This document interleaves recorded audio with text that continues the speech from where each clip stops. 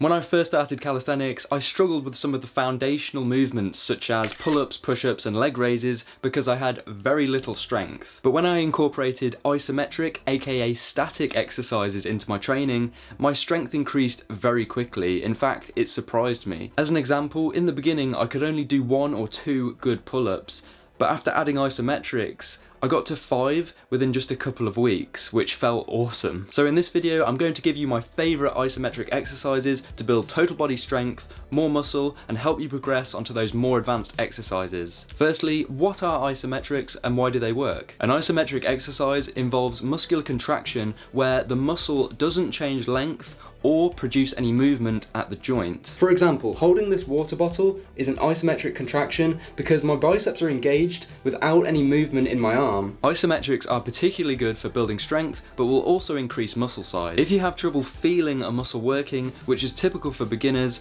isometrics can strengthen your mind-muscle connection, improving your ability to recruit those muscles, making you stronger as a result. You don't see many people training these, and that's because they're bloody hard.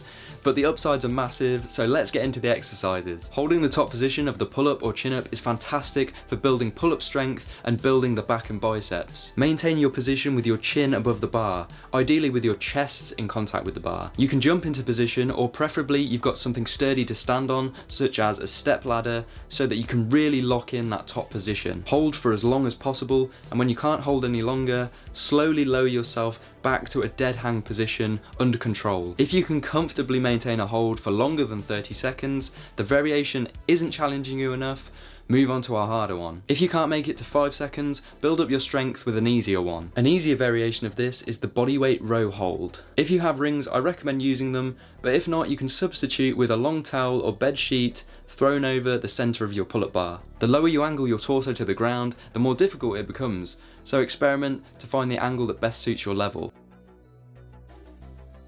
Guys, I'm recording this tutorial with a chest camera. If that doesn't deserve your like and subscribe, I don't know what does. The advanced version is a single arm hold, great for training that one arm pull-up or chin-up. Don't try this without mastering the standard hold, because progressing too quickly could result in an injury, and that's the last thing we want. The squat is the king of lower body exercises, so it makes sense to hold this position to build our legs. Squat to a depth that's comfortable for you. You don't need to let your butt drop lower than your knees, and certainly don't rest on your hips. If you've got that level of mobility, that's great, but just like with all these exercises, we want to maintain constant muscular contraction, so keep the tension on the legs. When doing isometrics, you might find your body starts to shake. That's normal because your muscles are working hard to maintain this position, and it's a positive sign that you're putting in a great effort, so well done to you. Your muscles are going to grow bigger and stronger as a result. Although this isn't easy, it's likely you'll be able to hold it for longer than the others. So if you can easily do longer than 30 seconds, to increase the difficulty, you can add some resistance. You could hold onto a dumbbell, or if you don't have access to weights, a filled water bottle will work. The advanced progression for this one is to hold the single leg squat. Again, don't rest at the bottom, keep the tension on your legs. This takes a lot of strength and balance, so please don't try this one until you can do a few reps of the regular single leg squat. Have something to support yourself against if you do lose your balance, and do it on a soft surface, safety first. Of course, if you've built some strong horse legs, you can add weight to this, but again, don't try to progress too quickly, guys. For our pushing movement, we're going to hold the bottom position of the push-up with your chest hovering just above the ground. Your isometric holds will always be stronger than the full movement, so even if you typically struggle with push-ups, I bet you can hold the bottom position for a few seconds. Don't transfer your weight to the floor, because that negates the exercise.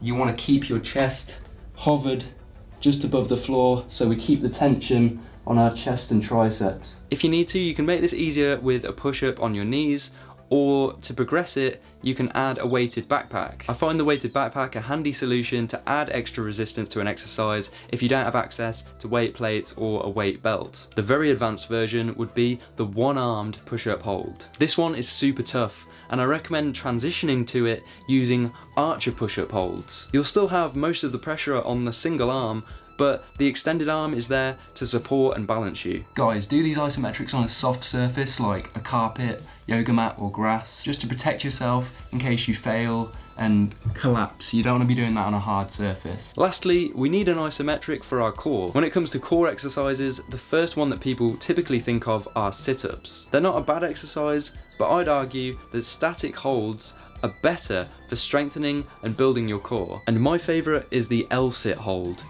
If you don't have a bar, you can do these on the floor by planting your hands on the ground. This position requires a fair amount of mobility, and you can help yourself by having your hands raised off the ground a bit, either with a set of parallettes or books.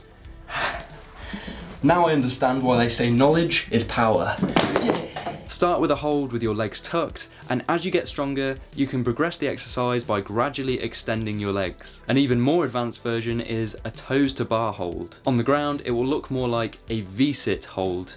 Salute to Bruce Lee, one of the OGs of calisthenics. Because isometrics are generally more taxing, I recommend doing 1 or 2 holds before your usual sets. So do your L-sit hold before your leg raises, etc. Just don't be surprised if you can't do as many as usual after isometrics, because they are very fatiguing. You measure your progress by the length of time you can hold a position, and an easy way to do this is to record yourself on your phone, which will allow you to get your time and check your form at the same time. Okay guys, your challenge for this week is to try these 4 holds and record your times in your training log. And let me know, how did you get on? Which one challenged you the most? If you enjoyed, please like the video, subscribe for more, and kick that bell in the face.